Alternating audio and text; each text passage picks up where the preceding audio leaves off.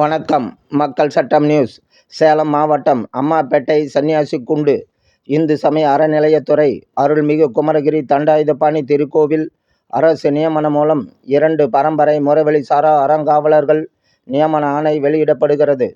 அருள்மிகு குமரகிரி தண்டாயுதபாணி திருக்கோவில் சட்டப்பிரிவு 46(2) கீழ் பிரசுரம் செய்யப்பட்ட பட்டியலை சேர்ந்த திருக்கோயில் எனவும், மேற்காணும் திருக்கோயிலுக்கு பரம்பரை முறைவழி சாரா அறங்காவலர்கள் நியமனம் செய்வது சம்பந்தமாக 16/3/2023 மற்றும் 12/6/2023 அறிவிப்பு விளம்பரம் செய்யப்பட்டதை தொடர்ந்து வரப்பெற்ற விண்ணப்பங்கள் மீது சரக ஆய்வாளரால் விசாரணை மேற்கொள்ளப்பட்டு கூர்ந்தாய்வு செய்த பின்னர் 4/3/2024 அன்று நடைபெற்ற சேலம் மாவட்ட குழு முன்பு வைக்கப்பட்டது எனவும், அதன்படி கீழ்காணும் 5 நபர்களை பரம்பரை முறைவழி சாரா அறங்காவலர்களாக நியமனம் செய்ய குழுவால் பரிந்துரை செய்யப்பட்டு தீர்மானம் நிறைவேற்றப்பட்டுள்ளதாகவும் தெரிவித்துள்ளார்.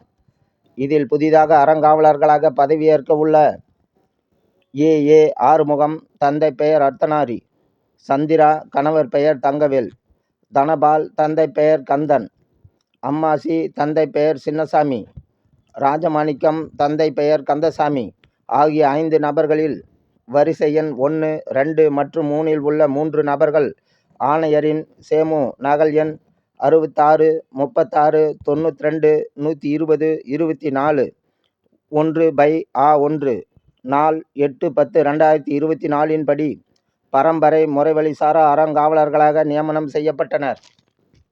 நியமனம் செய்யப்பட்ட அறங்காவலர் குழு உறுப்பினர்களுக்கு திமுக கிழக்கு மாவட்ட கழக செயலாளர் எஸ்.ஆர். சிவலிங்கம் சால்வை அணிவித்து வாழ்த்து தெரிவித்தார்.